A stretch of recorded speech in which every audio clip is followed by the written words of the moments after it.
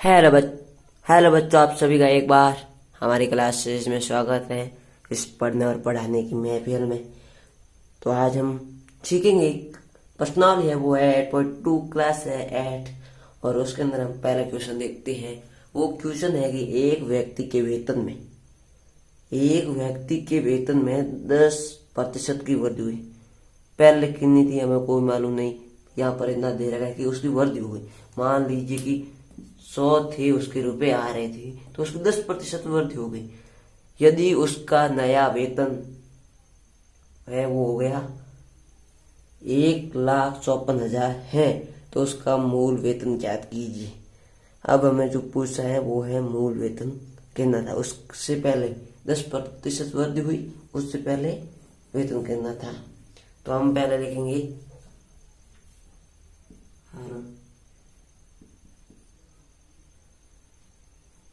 उसका मूल वेतन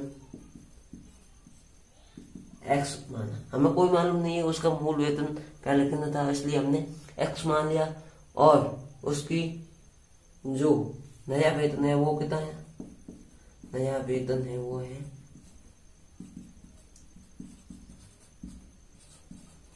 1,54,000 उसका नया वेतन है। तो उसकी 10% वृद्धि, 10% वृद्धि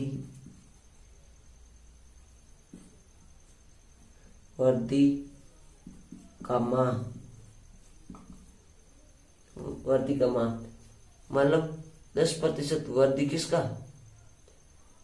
एक्स।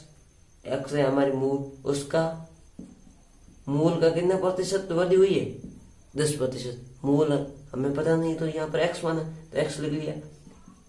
एक्स का मतलब गुणा प्रतिशत, ये 10 है और ये प्रतिशत है। प्रतिशत हटते ही इसके नीचे बटन आ जाएगा 100, 0 से 0 कैंसिल, और यहाँ पर 10 और ऊपर एक्स, तो एक्स बटा 10।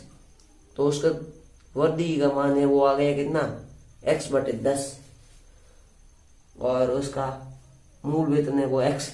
तो अब हमें नया वेतन वो कितना है, 1,54,000 है। तो उसका सूत्र क्या है, उसका मूल वेतन सीधा लिख लेते हैं, मूल वेतन प्लस मूल वेतन हो गया, और उसके अंदर कितनी प्रतिशत वृद्धि हुई, तो यहाँ पर लिख लेंगे वेतन वृद्धि।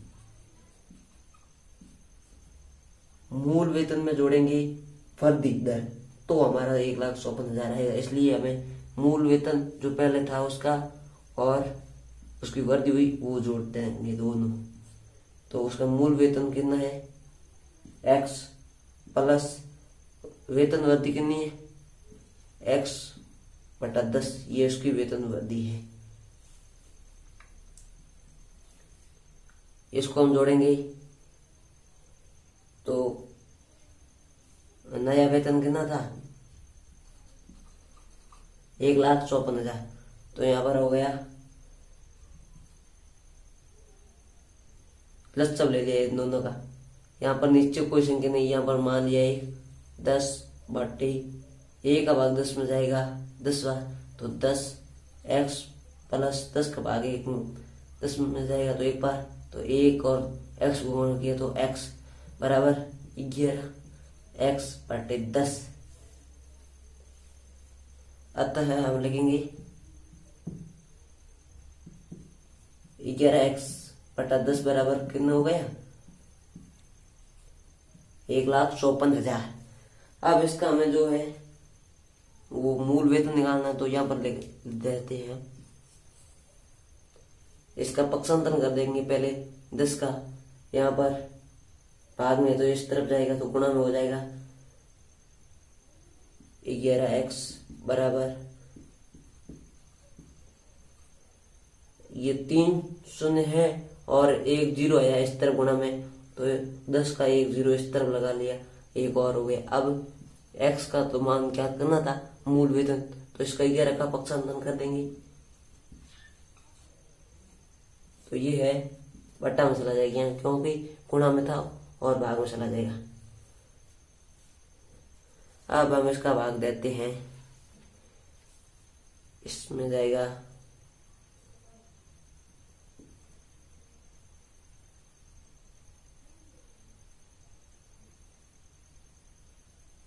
सही 14 बार। 54 में 154 में जाएगा 14 बार 11 का भाग, तो 421 22 सैकड़ा 1000 1000 लाख 1,40,000 उसकी मूल वेतन थी, वो थी 1,40,000। उसके बाद में उसकी वृद्धि होगी 10%, उसके द्वारा नया वेतन हो गया, वो हो गया 1,54,000 रुपये। तो ये था ये इसकी पहली विधि। और दूसरी एक विधि और है, यहाँ पर उसका मूल वेतन 100 मानकर भी कर सकती हैं। अब देखते हैं अगला। दूसरा क्वेश्चन है कि रविवार को 845 व्यक्ति चिड़ियाघर गए। कहाँ पर गए? चिड़ियाघर। सोमवार को केवल 169 व्यक्ति गए। चिड़ियाघर की सैर करने वाले व्यक्तियों की संख्या में सोमवार को कितने प्रतिशत कमी हुई है? यहाँ पर कभी नहीं है, यहाँ पर कमी है, यह ध्यान रखना। और अब हमें जो है पहले संख्या याद करनी पड़ेगी प्रतिशत ज्ञात करने के लिए। तो अब हम यहाँ पर लिखते हैं हर, पहले जो हमें क्वेश्चन में दे रखा है वो लिखेंगे रविवार को चिड़िया घर में गए व्यक्ति कितने हैं? 845। तो यहाँ पर लिखेंगे सोमवार को चिड़ियाघर में गए व्यक्ति कितने हैं? 169। अब हम इसमें लिखेंगे कि रविवार से सोमवार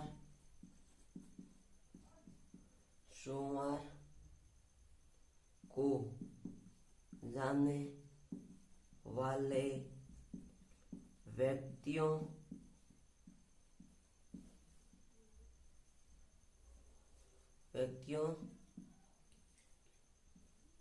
की संख्या में कमी।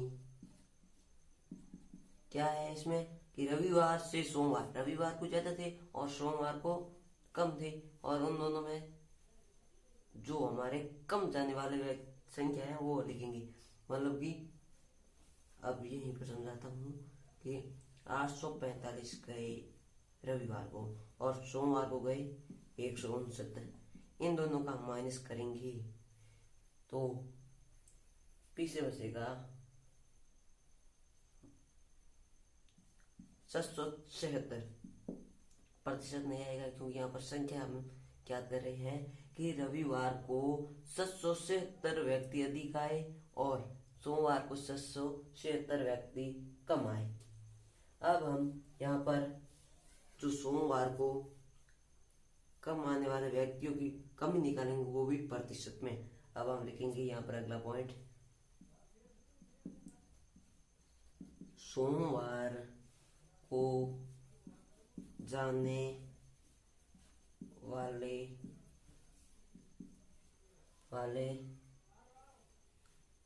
व्यक्तियों की कमी,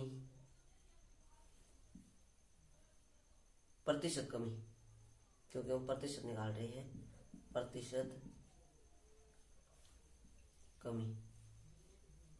अब हमें यहाँ पर प्रतिशत कमी निकालेंगे तो कम जाने वाले थे वो थे 776, और किस में से थे ये कमी? वो थी 845 में से। अब हमें प्रतिशत में ज्ञात करना है तो गुणा 100 से गुणा कर देंगे, वो भी प्रतिशत में। अब हम इसको जो संख्या हाउस में कट रही है उसको काटेंगे। इसमें 5 का भाग जा रहा है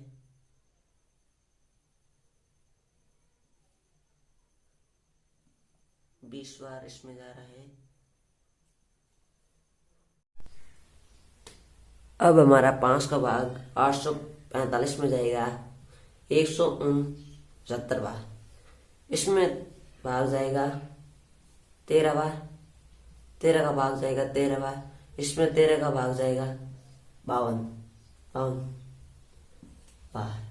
अब इस जो 13 है, इस 13 के पहाड़े को 4 बार बोलते तो आता है 52, तो इसमें भाग जाएगा 4 बार। अब हमारे पास 20 पीछे से 4 इंटू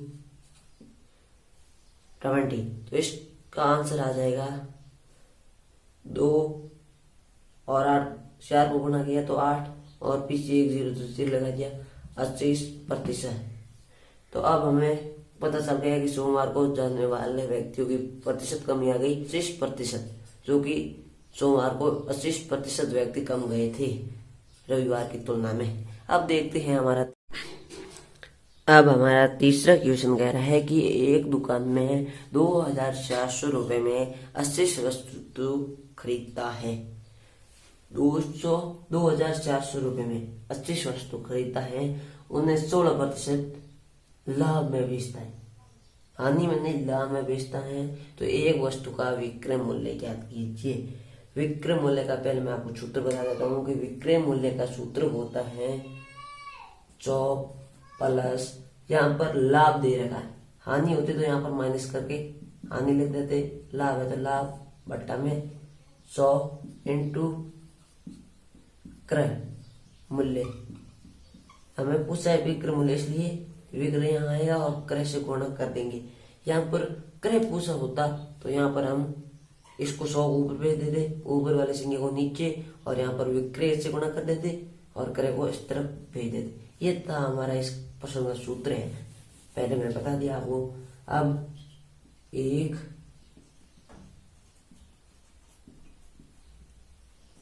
पहले ये लिख देते हैं कि 25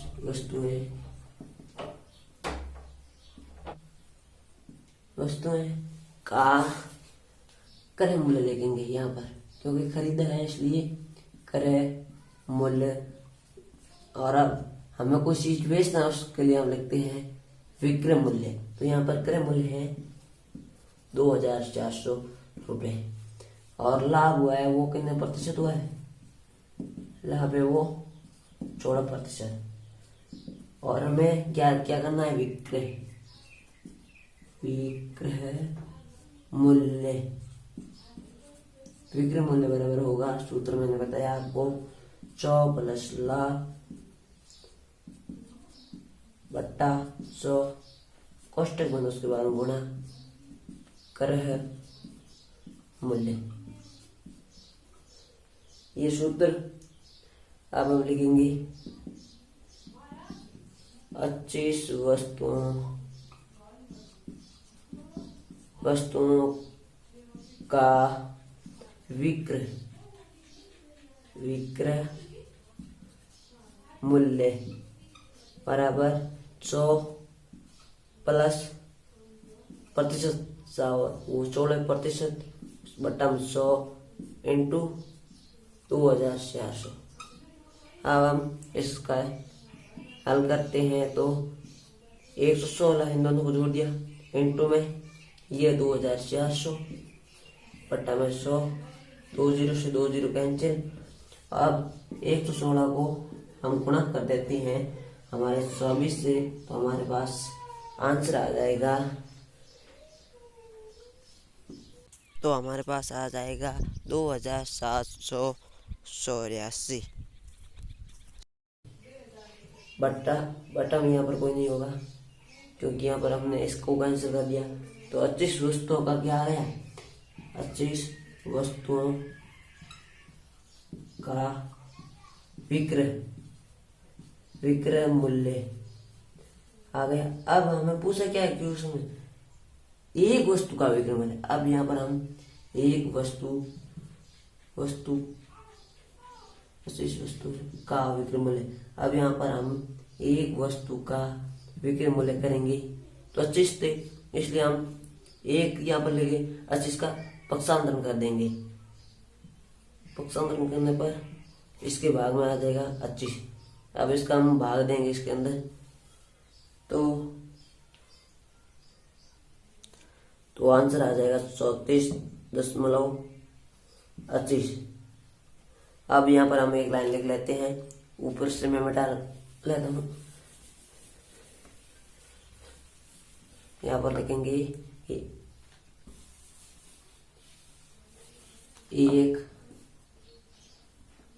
एक वस्तु का विक्रय मूल्य बराबर 34.25, ये है हमारा विक्रय मूल्य। अब देखते हैं नेक्स्ट क्वेश्चन। अब हमारा चौथा क्वेश्चन है कि एक वस्तु का मूल्य 15,500 था, रुपये 450 इसके मरम्मत पर खर्च किए गए थे। यदि उसे 15% लाभ पर बेचा जाता है तो उसका विक्रय मूल्य ज्ञात कीजिए। सूत्र वही लगेगा। अब मान लेते हैं कि ये हमारी एक दीवार है, ये इस तरह मकान की एक तरफ की, इसके ऊपर हमने एक सफेद रंग का बाल्टी लेकर आए जिसे कलर करने के लिए। उस वस्तु इस बाल्टी का मूल्य था 15,500 रुपये। बाल्टी तो लेके आ गई कलर की बाल्टी, इसके ऊपर जो कलर करेंगे हम, उस मजदूर का खर्चा आ गया हमारे पास 450 रुपये। क्या था इसकी मरम्मत तो वही होगी कलर करने पर 550, तो इसका कुल खर्चा। तो अब लिखेंगे हम इसके अंदर हल लिखेंगे, वस्तु का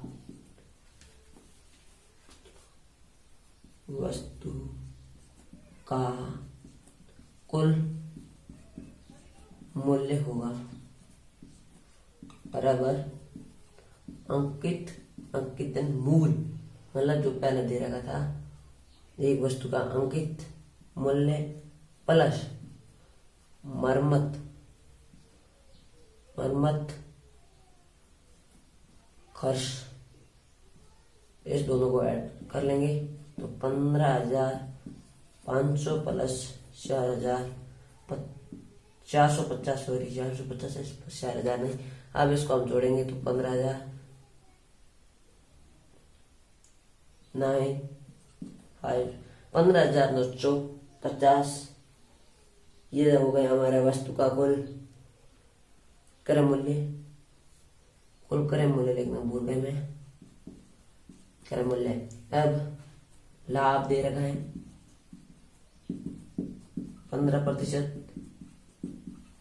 विक्रय तो हमें याद करना है, विक्रय बराबर 100 प्लस लाभ बटा 100 गुणा क्रय, और यहाँ पर मूल्य बराबर 100 प्लस 15 बटा 100 इंटू 5,950। अब ऊपर उन दोनों को जोड़ लेंगे तो 115 प्लस गुणा 15,950 इंटू 100। इस हम 100 काटेंगे तो यहाँ पर दो संख्या को 100 दशमलव आ गया, तो हम 115 इंटू 149.50 को गुणा करेंगे तो हमारे पास आ जाएगा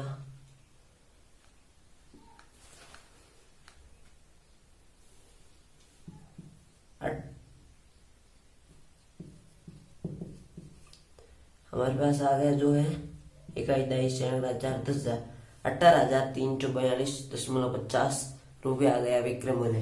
तो अब हम इसके नीचे लिख सकते हैं कि अतः वस्तु का विक्रय मूल्य है वो है 18,342 रुपये दशमलव 50। पहले रुपए मैंने बोल दिया, 50 लगा के बाद में रुपए लिखना, इस तरीके से ये आ गया हमारे विक्रय मूल्य। कितना आया 18,342 रुपये। इसी के साथ आज वीडियो होता समाप्त। वीडियो अच्छा लगा तो वीडियो को शेयर करें और लाइक करें, चैनल को सब्सक्राइब करें। सब्सक्राइब करने के साथ जो मैं अगला पार्ट लेके आऊंगा क्वेश्चन 5 से, जो आपके पास नोटिफिकेशन आ जाएगा सब्सक्राइब करने पर। टिल देन पढ़ते रहिए, आगे बढ़ते रहिए। जय हिंद।